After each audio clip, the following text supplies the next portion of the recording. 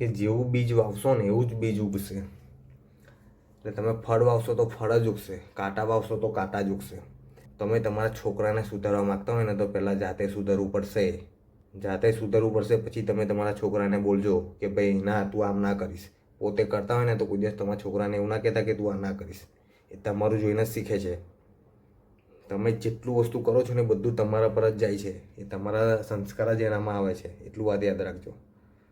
એટલે હંમેશા કોઈ પણ ભૂલ કરતાં પહેલાં તમે તમારું ને તમારા છોકરાનું વિચારજો કે ભાઈ મારી ભૂલ મારા છોકરાને નડશે એ વિચાર કરજો તમે. પછી પોતાના છોકરાને બોલજો. અત્યારે કેવું થઈ રહ્યું છે સંસારમાં કે છોકરો જ ખોટો દેખાય છે.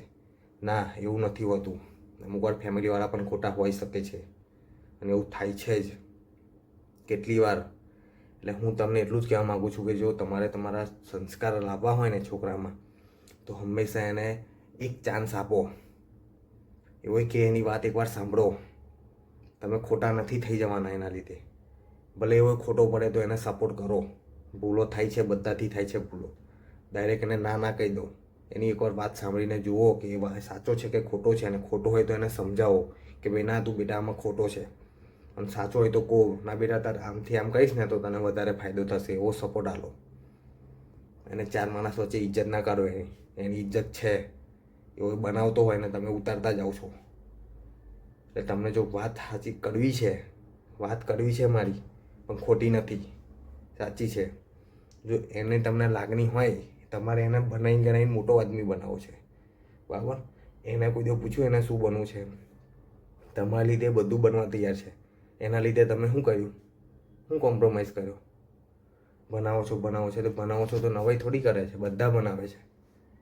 ખાલી એને સપોર્ટ કરો. એને તમારા સપોર્ટની જરૂર છે.